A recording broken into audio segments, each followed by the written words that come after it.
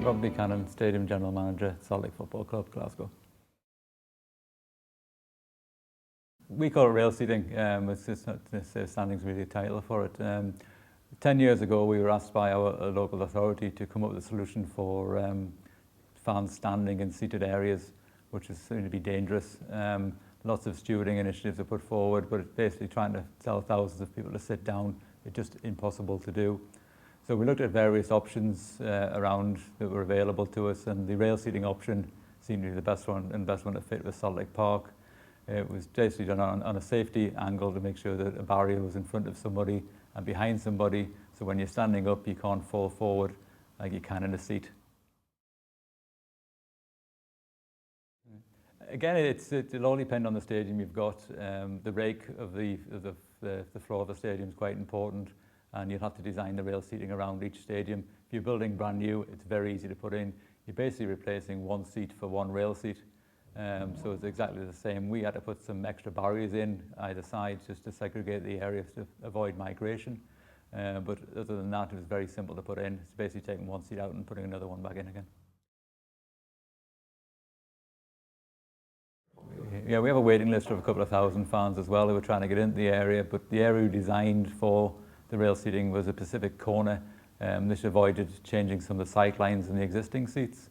So if we were to expand it, we'd have to take either another corner or move further around, which would be a big section behind the goal at Celtic Park, which would probably not more than what would actually require for it.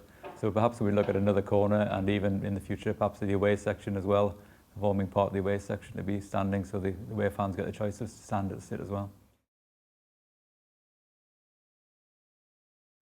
Well, I don't think you can ever put a cost on safety, and that was our main reason for putting it in.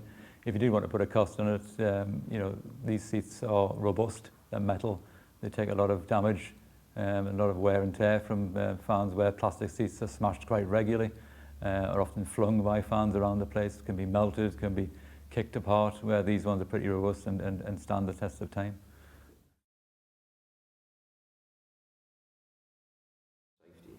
I think it's become a political issue, and it's, you know, everybody agrees that they are safer.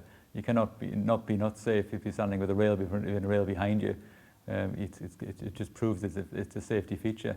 Obviously, you can understand some of the reasoning behind what's happening in England, but for us, you know, we did it solely on a safety issue, not on to make extra money or whatever. It's a safe system. If this system had been around at the time when the Taylor report was written, I'm sure he would have recommended it as a solution as well. Because, you know, he's still got the problem in England of fans standing in seated areas, which I feel is dangerous. And this is one solution that helps protect the fans who are in those areas. Well, obviously, when we initially looked at the area of Celtic Park we had a few groups of supporters who were very keen to stand, who were very robust, lots of singing and dancing, drums and such like, flags, and they were very keen to do it. But the section we took out was 3,000, so we wrote to everybody in the area and said, look, you know, this is going to be the next standing area. If you want to move out, or you know, you feel these children shouldn't be in it or whatever, you're very welcome to. We'll find you another seat in the stadium. We were surprised by the response that 95% of the fans wanted to stay in the area, and you know, we have a full mixed demographic in that rail seating area of, as you would say, the ultra fans, as they call themselves, at the one's part of it, right the way through to families with mums and dads still who are enjoying it, and children as well, because again, the idea is safety, so you know, why shouldn't children be in that section? And again, it's because you're protected either side, there's not a problem for it. Although the groups like to keep themselves to, you know, they're in their area as well, but you know, behind their area is the other fans, the ordinary fans who were there originally, and are quite happy to stay there. And you know, it's basically the people who are really looking to get into that area on the waiting list tend to be your 15s to 25-year-old age group. Is certainly the people who are on the waiting list to try and get into that area. We've had every Premiership club, every Championship club's been to Celtic Park. A lot of them have been to games. They've enjoyed every minute of it. They've seen what it can call atmosphere it can get there at Celtic Park, and they also see the safety angle of it as well.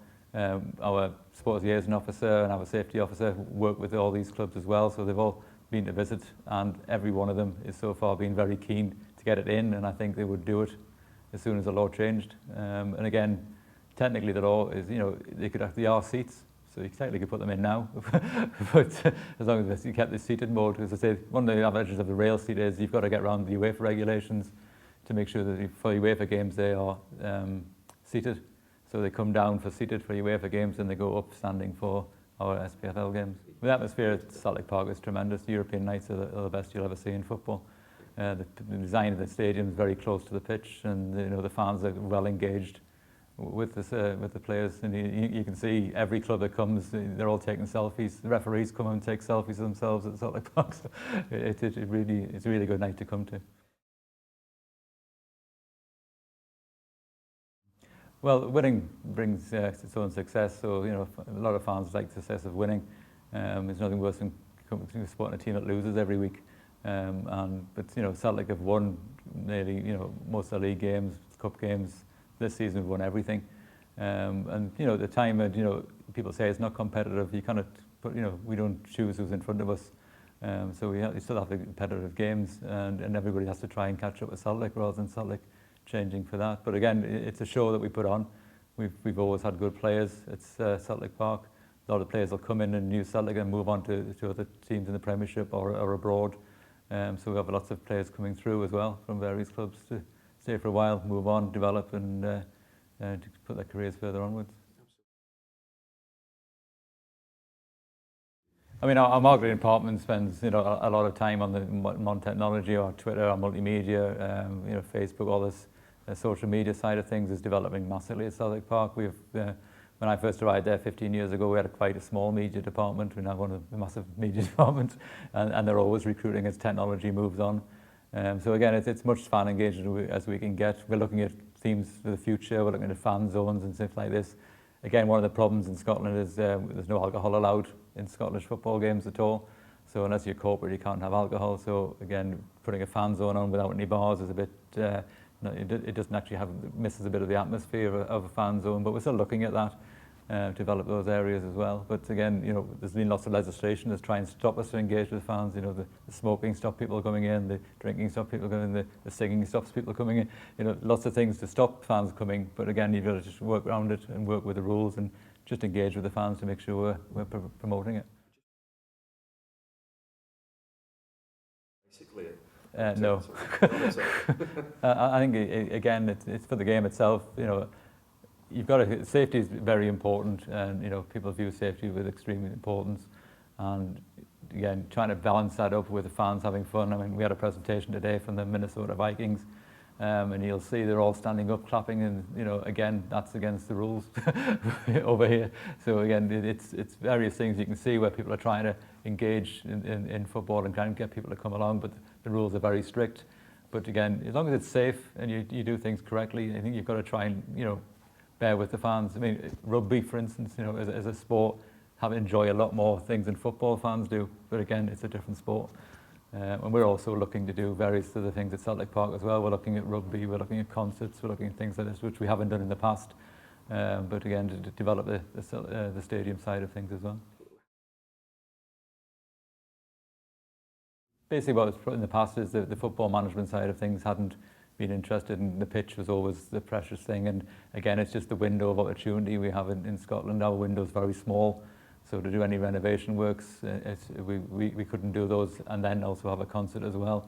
So we only basically had a window we could sell, but we're putting in a new hybrid pitch. It's Celtic Park again now, so that would probably benefit in a couple of years' time, where we can actually have a bit more wear and tear on that pitch to do more concerts. We've actually dug in rugby posts now as well, so the foundations are in for rugby posts to go in.